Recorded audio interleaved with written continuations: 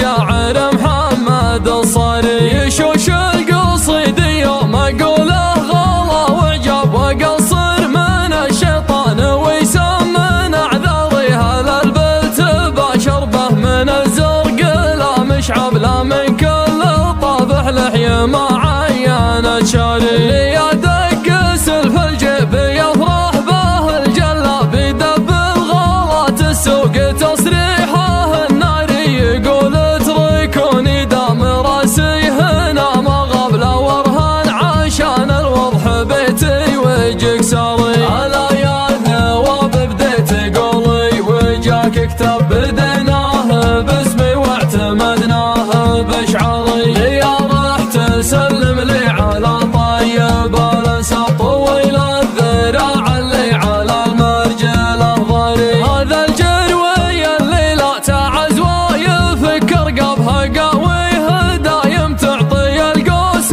للباري لي كشارت سود المقادير بالانياب يقول اتقدى في عزومي وفي اشواري وصايف يمينه غيمة خيرها صبب عطاياه دايم تنفض حسابه الجاري يا عبد الله بن طيلي الشامخ النباب تفخر بك السعود وطوال الاعمار لو امدحك ب100 بيت يا مجري الهياب على كل بيت تحتاج تصميم معماري لا مريت باسمك عند الاصحاب والاقراب اشوف الجدي وسهل يمناي ويساري لا طر فعولك طر والمسك والاطياب اقول اقلطي بيوت الامداح واختاري مواقفك يا ابنه طيل دايم ذره وحجاب تخلي عدوك يفتخر فيك